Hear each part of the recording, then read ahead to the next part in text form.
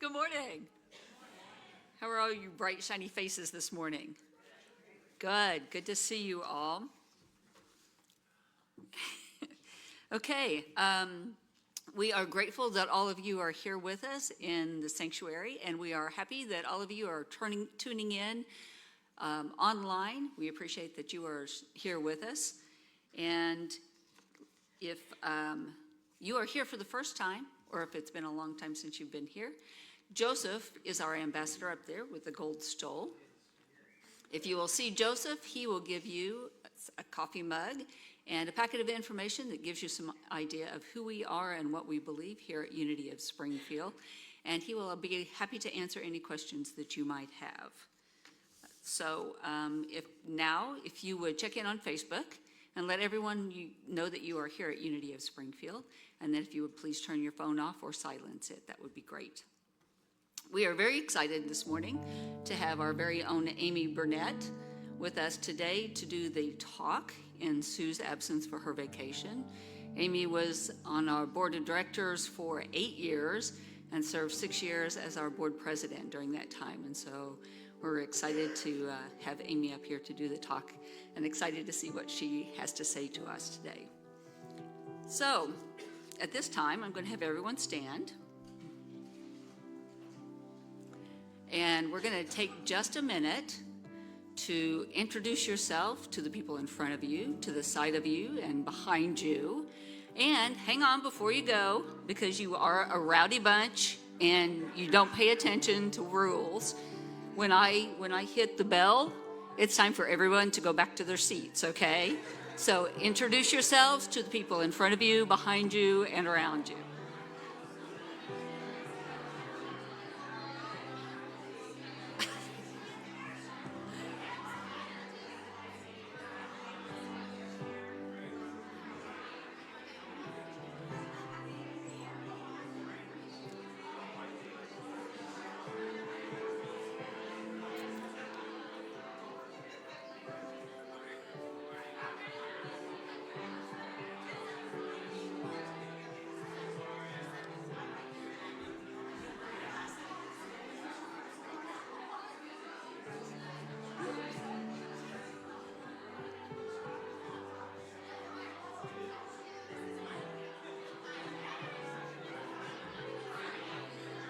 We'll try this and see if this works.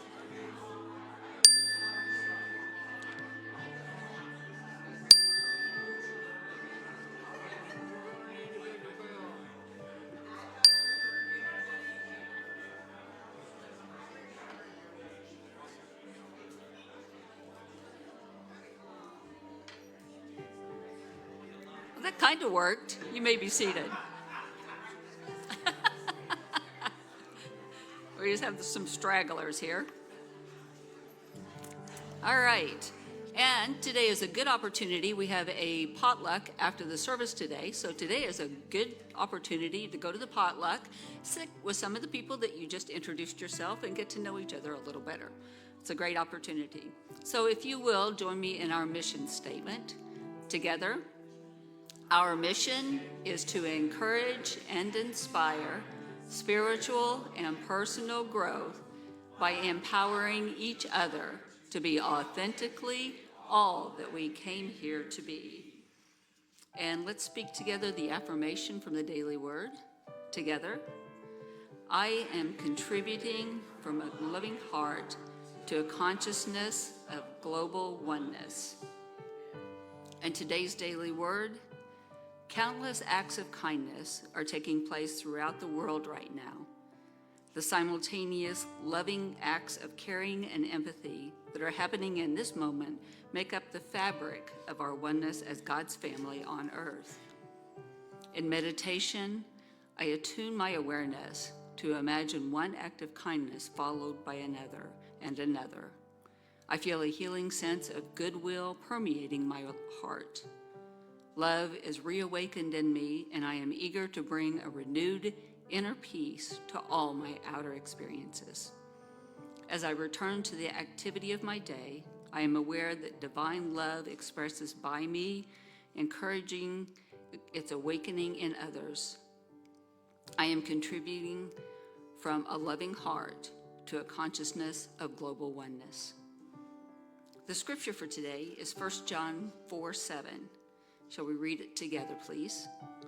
Beloved, let us love one another, because love is from God, and everyone who loves is born of God and knows God.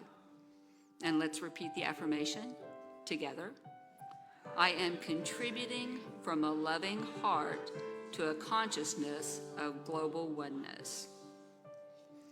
And as Amy rings the prayer bowl, please hold the following people in prayer for their highest good: Robert, Kathy, Jim, G, Steve, Carolyn, Darren, Peggy, Ron, Bob, Michael, Deborah, Shyla, Nathan, Rihanna, Dita, Macy, Della, Charlie, and anyone else you choose to include in prayer. And let's sing our thoughts or prayers in preparation.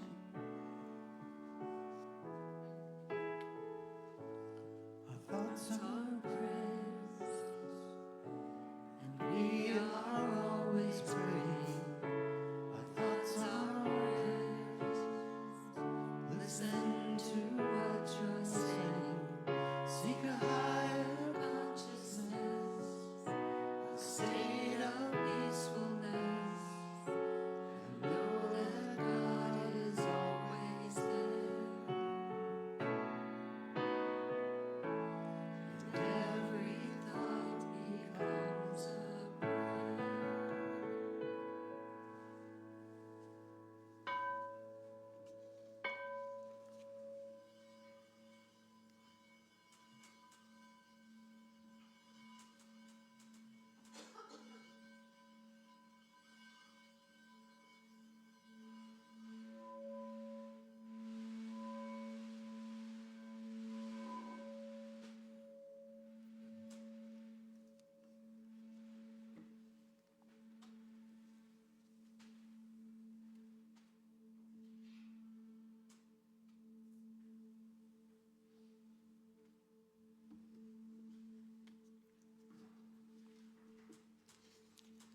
We embrace the sounds and vibrations coming from our prayer bowl as we vibrate through our bodies, minds, and souls and remind us of our Christ presence within. Take a deep breath in and release, visualizing your connection with Spirit. Send and receive hope, peace, and love to all the people around you, and reaching out to every person on this earth. We come together today with many voices and many different places in our lives. May we lift our voices as one voice, one love, reaching out to those who are in fear, in doubt, to those who are hurting. May we have the courage to stand up for those whose voices have been silenced, remembering that we are all one. We are all connected. Strengthen our love that we may be willing to see and hear those who do not look like us or think like us. For love is the only thing that will bring light to any situation. Help us remember that everything we do is infused with the energy with which we do it. Let our energy be steeped in love, kindness, and a deepening peace. We are grateful for the intercession into the lives of all those on our prayer list and those in our hearts, knowing all things are working together for the greatest, highest good. As we prepare for meditation, allow yourself to get comfortable in your seat. Starting at the crown of your head, feel the soft, light warmth. Move to relaxation in your forehead, in your cheeks. Let your tongue fall from the roof of your mouth. Relax your jaw. Let your neck relax.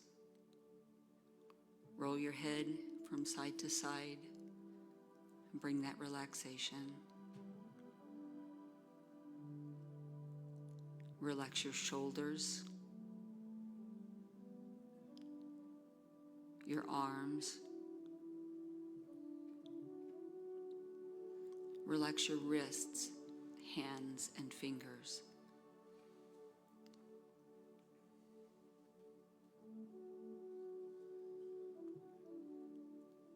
Come to the base of your spine.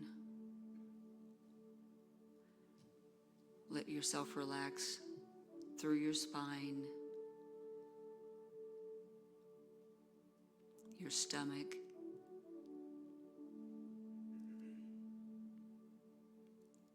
feel your hips on the chair.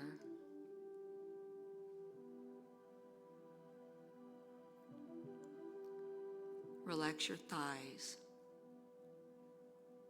your calves. Relax your ankles, your feet, your toes. Feel your feet on the ground.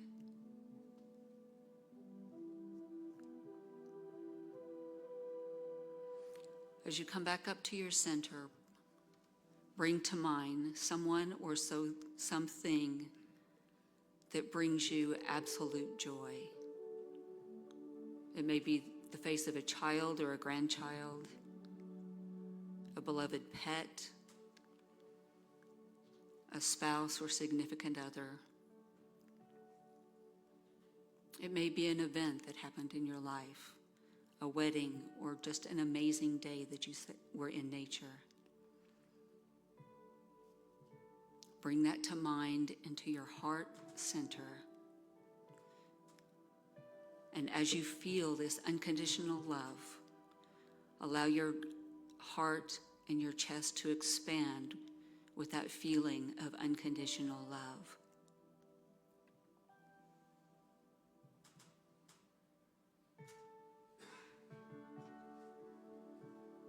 Take a deep breath in and expand that love and extend that love to the people to the sides of you.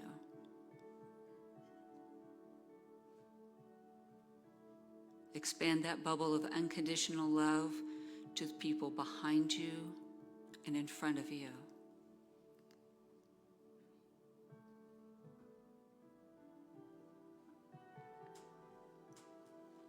Continue to expand that feeling of unconditional love, that expansion of your heart to fill this entire sanctuary and engulf all of the people who are sitting here with us.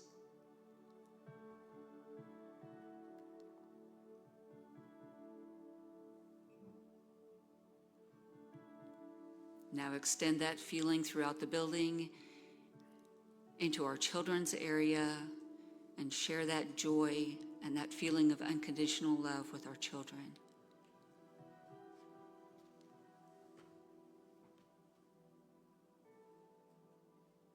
We're now going to expand that feeling to the Brentwood area, to this neighborhood who has been so kind and so generous with us.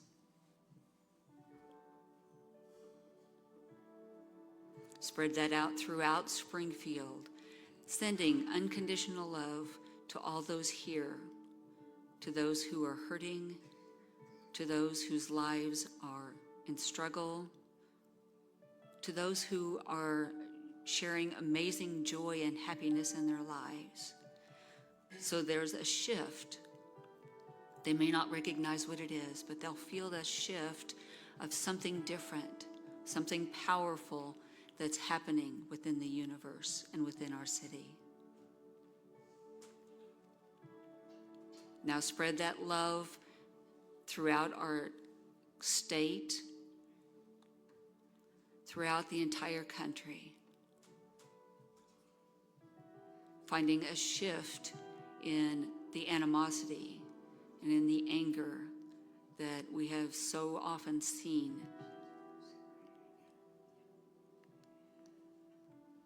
Bring that unconditional love and share that throughout our country, throughout North America, and spread that throughout the world.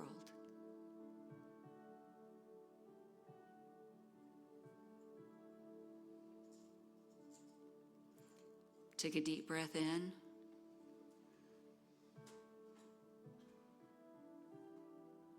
And release as you bring that unconditional love back to your center.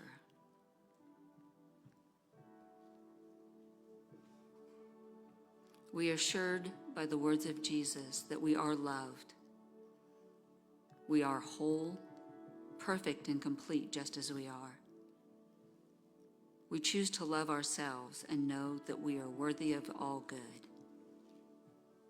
We choose to bless others with our love and our light as we spread gratitude for life, health, abundance, loving relationships, harmony, and inner peace. We choose to contribute from a loving heart to a consciousness of global oneness as we move into the silence.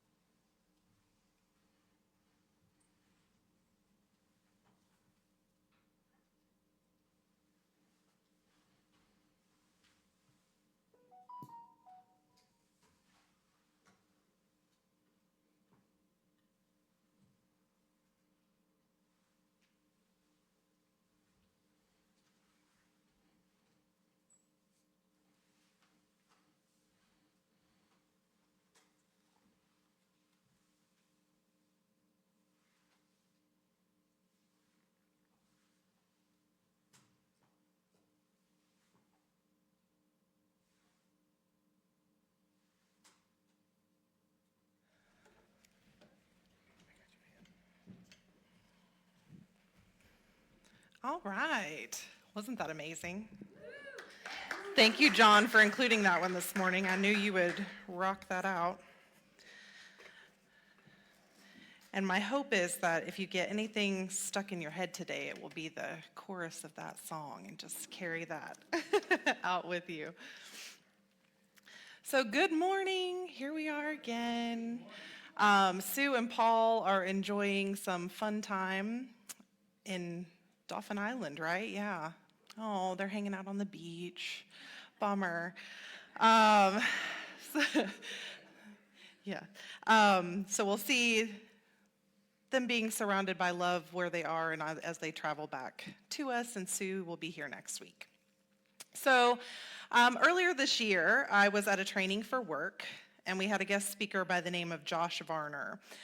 Josh is a national speaker from Missouri who travels to schools and other youth-facing organizations to speak on trauma-informed care, and he has written a book called Be Their Hero. So Josh started talking about how trauma impacts children, and studies show, I just realized I didn't get the clicker. Rookie mistake again. This clicker is the challenge of all speakers, I think.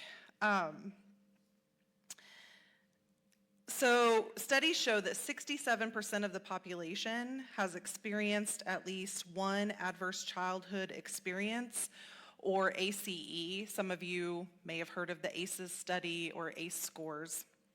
So these are events like abuse or neglect, or household challenges like witnessing domestic violence or substance abuse. The ACE study is considered to be one of the most comprehensive studies ever conducted on the effects of trauma on long-term well-being. And this is where we get statistics like People who have experienced 6 or more ACEs die up to 20 years sooner than those who haven't. People with 4 or more ACEs are 11 times more likely to use intravenous drugs and 14 times more likely to attempt suicide. Those are heavy statistics, right? This research has shown that traumatic events can have negative and long-lasting effects on our health and well-being. But we've been blessed with these human brains. And as far as we know, our human brain is the most advanced on the planet. At least we like to think so, right? So that's what I say, as far as we know. We share the capacity for survival, but as humans, we also benefit from an advanced frontal lobe that gives us the capacity to learn and create. And the survival part of our brain is there to keep us alive as an individual and as a species. And so when we think about this, the front part of our brain is our thinking brain, where we have reason and good decision making, and we slow down and take time to think about things and to respond instead of react. That survival part of our brain sits at the back, and that's sometimes in this diagram it's called the stress brain. So that's where when we have a perceived threat, that part of our brain lights up and says, we need to survive. And so we have some different responses when that happens. So you've probably heard about fight, flight, or freeze response. That occurs when our brain detects something that puts us in perceived danger, and it'll throw it into the back of that brain where we start looking at what do I need to do right now in this second for my own survival and for the survival of the species. Now the interesting thing is our brain not only perceives physical threats in that way, but also emotional threats. So the same parts of the brain light up whether we're in physical pain or emotional pain, which I always find interesting. So when we go into that survival mode, our brain bypasses this frontal lobe with all the good decision making and all of the good thought processes and let's slow down and really make sure we're making a good decision, and it goes straight to fight, flight, or freeze. So here's some behaviors that you might see from yourself or others when you're engaged in that part of your brain. And this is a very simplistic view. You'll see me, I keep looking at John because John is the professional in this field, and so John, this is really simplistic explanation. It's like I'm looking at a mentor to be like, don't get on to me for being very simplistic. So when we are in fight mode, that's where we see aggression. We see hypervigilance, which means that hypervigilance is that looking around constantly. Where's the threat? Where's the threat? Where's the threat? Being on edge, not being able to relax. Hyperactivity, unable to hold attention. When we're in flight response, we might see disconnection, isolation, avoidance. It's get me as far away from this perceived pain as I can possibly get. And in freeze, we see dissociation, looking dazed, sleeping a lot, or fawning. That might be a new term for some. Fawning is now being, in some models, is being added as the fourth F in this part of the brain. And that means that you go into that part of yourself where you just try to figure out what will make the threat happy so that it will leave you alone. So just what can I do to make you happy? How can I make this okay? That's the fawning part.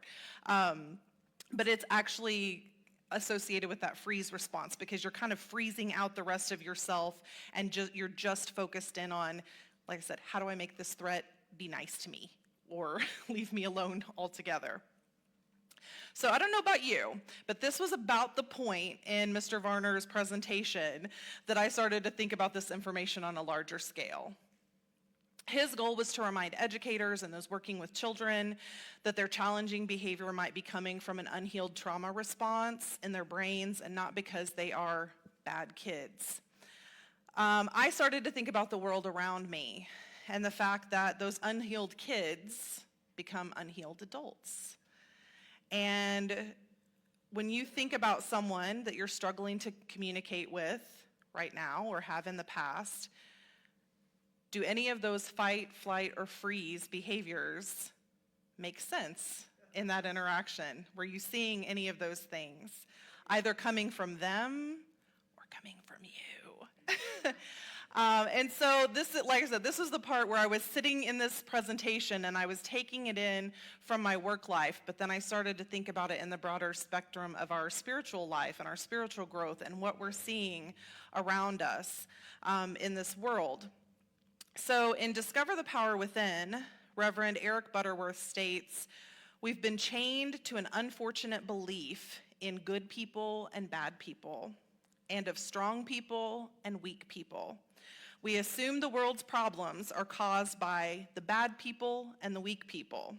This concept must be changed, and perhaps it is one of the most important breakthroughs to be made in our time.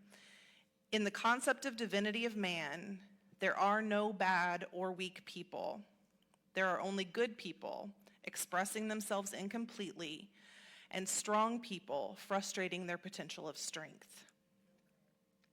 We cannot believe in the oneness and the divinity of man and continue to foster attitudes and beliefs that separate us." One of the things that Josh kept saying during his presentation was, trauma separates us. Trauma separates us. Error thinking separates us. Another amazing thing about our human brain, though, is this thing called neuroplasticity. So this is our brain's ability to continually reorganize itself by forming new neural connections throughout life. It is indeed possible to keep learning and reorganizing our brains at any age. Now, granted, the studies do show that this happens much faster at a younger age, but it is possible at any age nonetheless. So you can indeed teach an old dog new tricks, right? Right. And so by simply changing our thought patterns and experiences, we can decommission those pathways that send us to the back of the brain into fight, flight, or freeze, looking for the threat, running away from the threat, being aggressive towards the threat. And we can build new pathways that allow us to engage in that reasoning part of our brain, where we can experience introspection, where we can make thoughtful decisions, and we can live from our frontal lobe. So in Unity teachings, we talk about the subconscious mind holding memories, beliefs, and old patterns that impact our consciousness, our conscious behavior, even when we're not aware of them in our conscious mind. In the trauma-informed world, those would be referred to as triggers. So if we think of trauma as those memories, the beliefs, the experiences, the old patterns that we know this to be true, don't we? That when we don't allow those things from our subconscious to enter into our conscious awareness for healing and resolution, we're separated from divinity. And the more we're separated from divinity, the more we're separated from each other in our oneness. And from superconscious mind or divine mind, it blocks the path, it blocks the flow from our oneness. So I want to stop here for just a second, and I'm speaking to John here again. So I just wanted to be clear for a moment that there are some really amazing therapeutic practices that are helpful to those who have experienced trauma. Things like cognitive behavior therapy and EMDR therapy are just a couple of those examples. Those tools can absolutely be used with your spiritual tools, and what we are talking about today is in no way meant to discourage or discredit the use of those evidence-based practices. We know in our teachings and principles that healing is an inside job. Whatever tools and practices allow you to be more fully connected to your divine source are exactly what is right for you. Don't want any metaphysical malpractice happening where we think don't use the tools that you have at your disposal. And also, we're talking about the connection with divine oneness here. So the important action is practice and repetition to build those new neural pathways or connections. That's the part of that neuroplasticity that He talks about those neural pathways. It would be like if you had a field that the grass has grown really tall, and let's say it's an empty field, but there's a tree right in the middle of the field. The first day that someone walks to the tree, they're going to make a little bit of a path. You'll see some grass knocked over, but it might not be clearly defined. Just enough that if you wanted to come back and find the path to the tree again, you might be able to pick your way through and follow it. But after 100 times of someone walking that same path, or many people walking that same path, you're going to stomp that grass down completely, and there's going to be a very well-defined path. That's what our brain does with those neural pathways. The more we stomp that grass down and send it in that direction when a certain situation arises, or we have a certain thought or a certain feeling, the stronger and more worn that path gets, and then it becomes the path that's the easiest, right? Oh, I feel this, I think this, I see this, boom, I go here. So when we start to create those new neural connections, we're decommissioning that path through the grass, and we're saying there's another direction that I want to go. And so it's not going to happen the first time we change that path. We're going to have to practice and build that path to where it's the path that is beaten down and more easily traveled than the old path that we had. So when he started talking about interacting with kids, he talked about that every positive interaction is a therapeutic moment, and that we are programmed from birth to seek out connection. You can see this by watching any infant or toddler. How often are they looking at faces of those around them? They're creating pathways to identify safe and loving caregivers. As they grow older, they attempt to include those safe adults in their experience of the world. Who hasn't had a well-meaning toddler shove a soggy Cheerio into your mouth? Or while doing a little jump or something, say, watch this, watch this. Each time, that loving adult responds by smiling, laughing, saying thank you for the soggy snack, applauding the dance move. All of those things start to strengthen the pathways to I am safe, I am loved, I am worthy, I can live in the front part of my brain because there's not a threat to my survival that I'm worried about. And we never grow out of that need for connection. Though we hope as we grow in our spiritual development, it's those messages coming from within, even if the storm is raging outside in our circumstances. We hope that we've built strong inner pathways that lead us to the superconsciousness and our connection to God mind.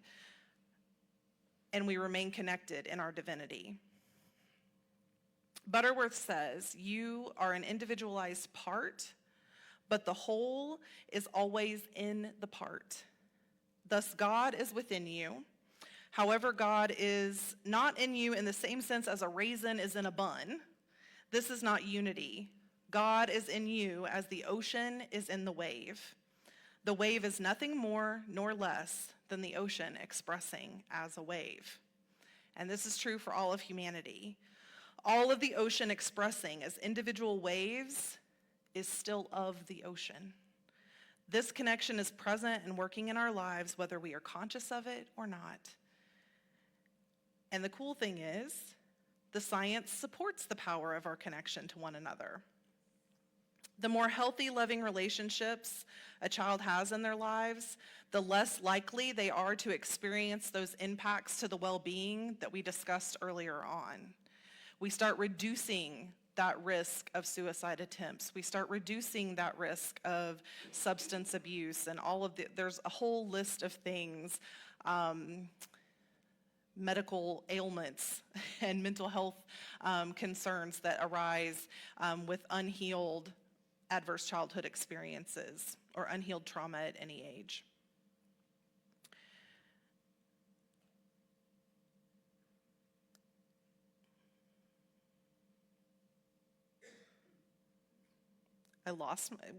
Okay, there we go.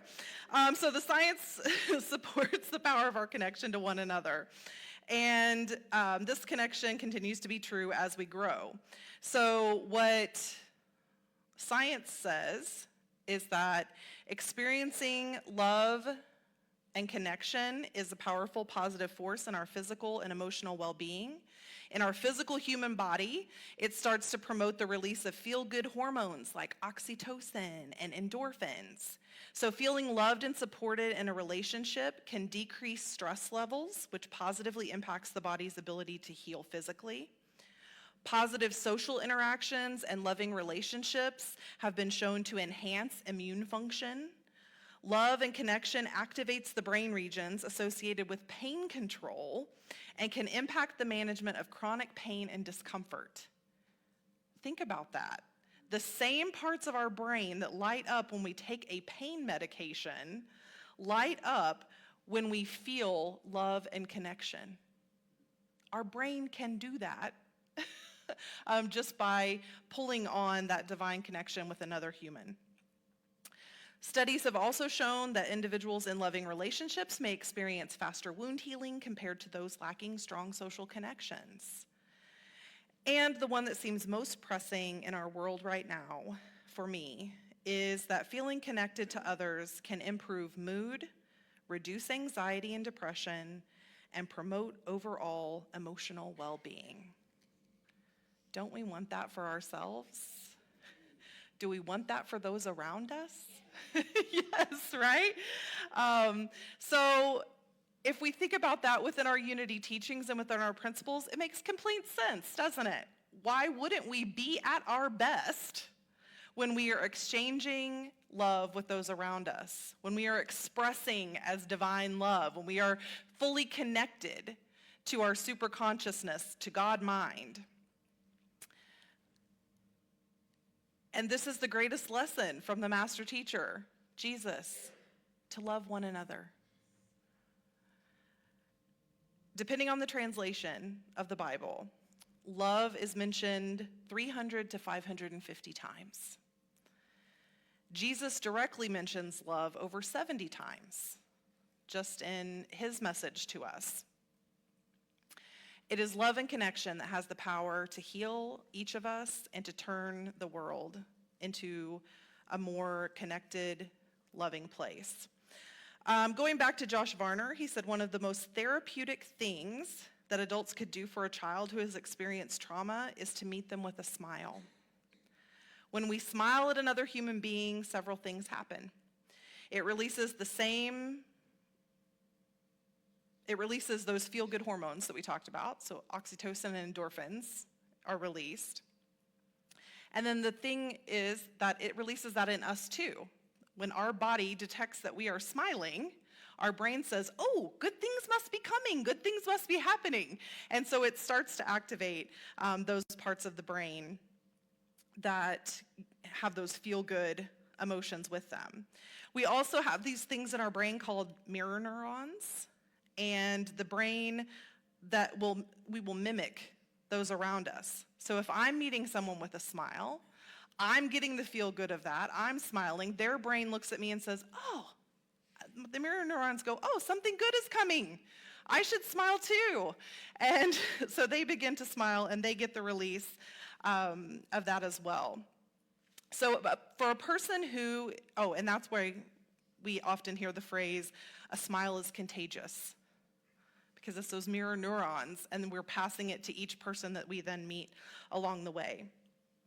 For a person who's operating from the survival part of their brain, a smile or a kind word can help to build a more positive neural pathway to that frontal lobe. So we're interrupting the path to the survival part of the brain.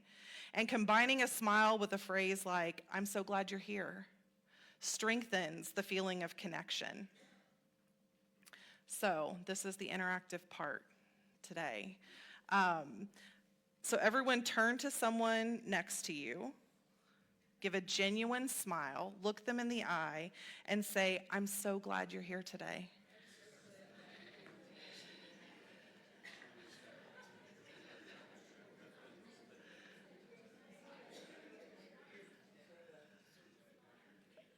Okay. So how does that feel? Yeah. What I saw happen was faces who had been very in their concentration face or their I'm getting kind of sleepy face. Now I see there's a sea of smiling faces, of a little bit of a lifted persona on several of you. So could you feel your brain responding to the smile on your face as you prepared yourself to turn and smile at the person next to you? Okay, did you feel when you were met with that smile across from you? Could you feel that as well? Did you feel a little supercharged from that interaction by hearing the words spoken out loud, "I'm so glad you're here today"? Did that make you feel loved and connected and part of this community here? Now, it does, saying the words means something. I trusted all of you to not turn to each other and say, "I'm so glad you're here today." Because that wouldn't have had the same effect. I didn't see anybody do that. I saw genuine smiles and genuine heartfelt words coming out. The important thing is that we can create little moments like this throughout the day with everyone we encounter. As I was thinking about all this connection and love, I realized that that's one of the reasons that I love this spiritual community here at Unity of Springfield and why it's so important to me. I could sit at home and I could read Unity books. I could study Jesus' teachings. I could watch videos on YouTube. I could listen to New Thought music. I could do all of that from the comfort of my home.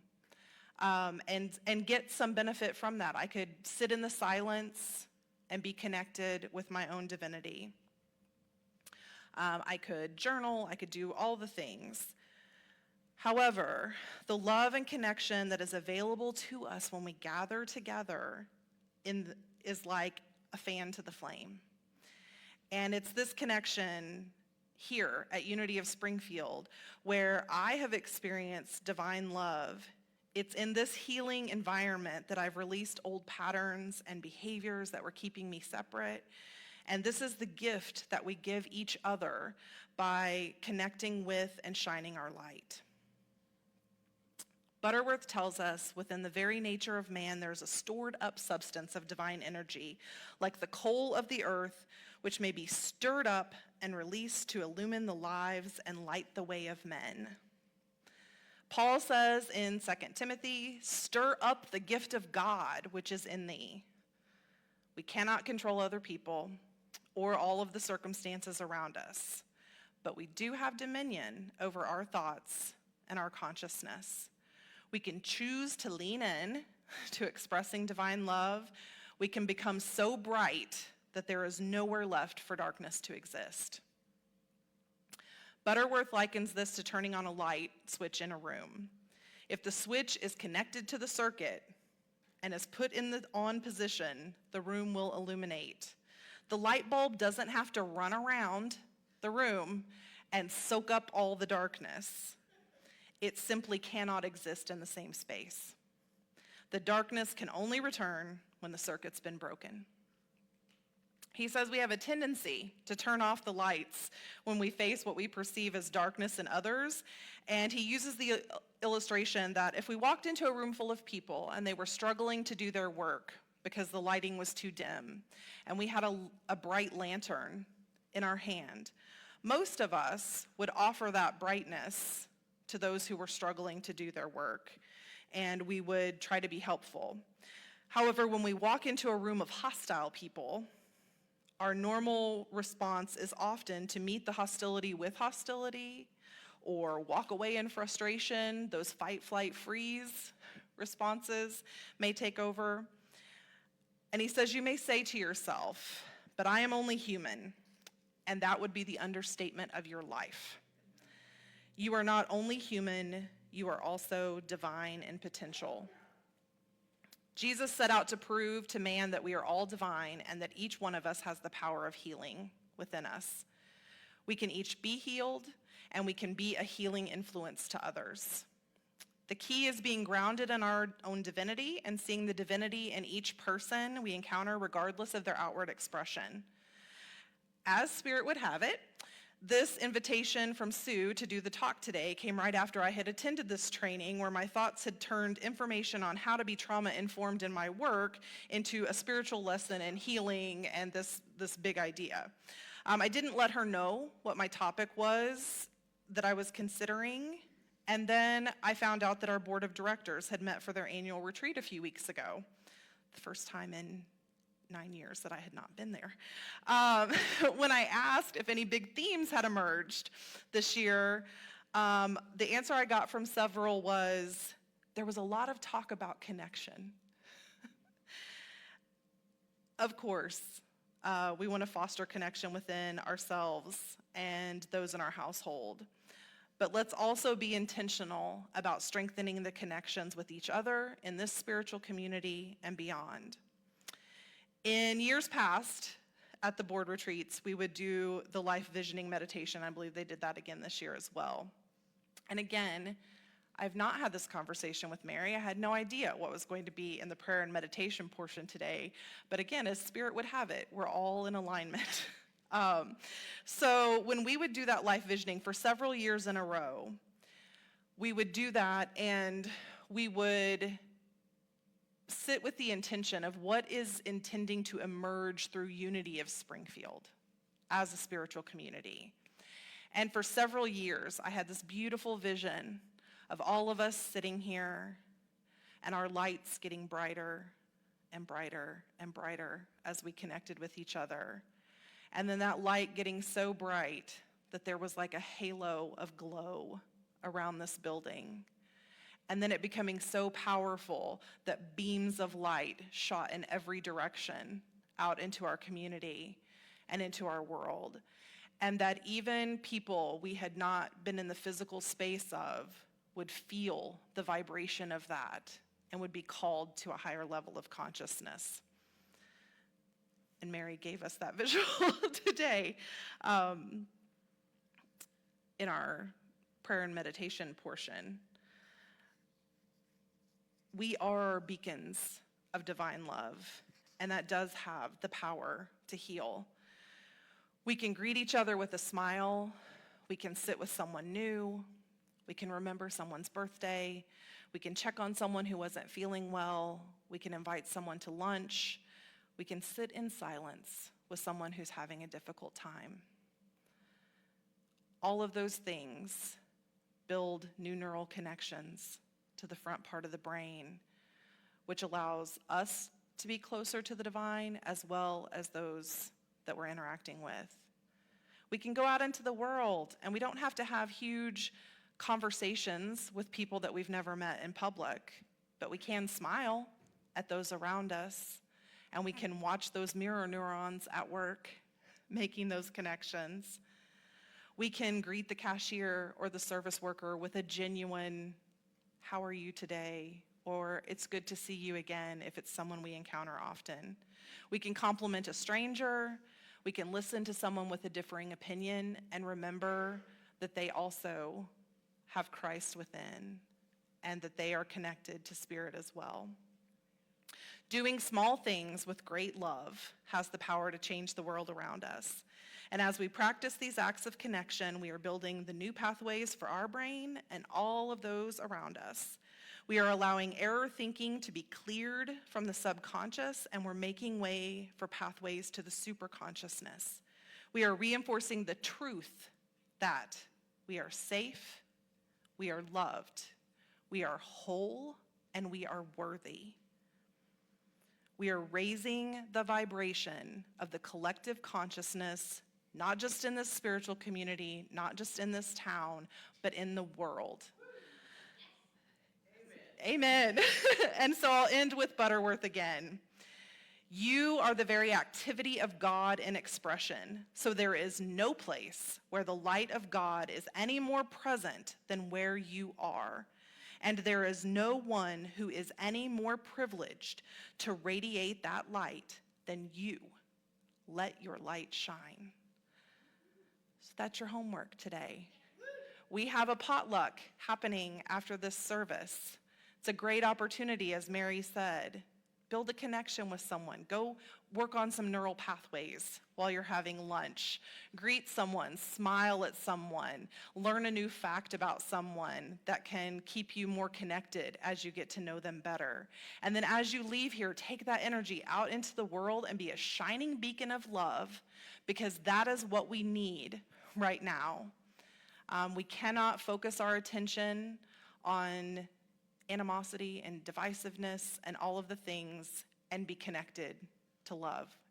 We are breaking the circuit when we do those things. So, your homework, go be love. Remember that you're connected. Turn the light switch on. Don't let anyone turn it off. And smile with each other, laugh with each other, be beacons of light, and let's create that halo around this building that just shoots love and light out into the world. Thank you.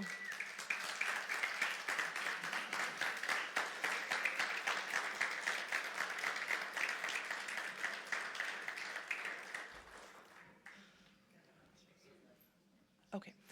And now is the time in our service where we invite our ushers to come forward.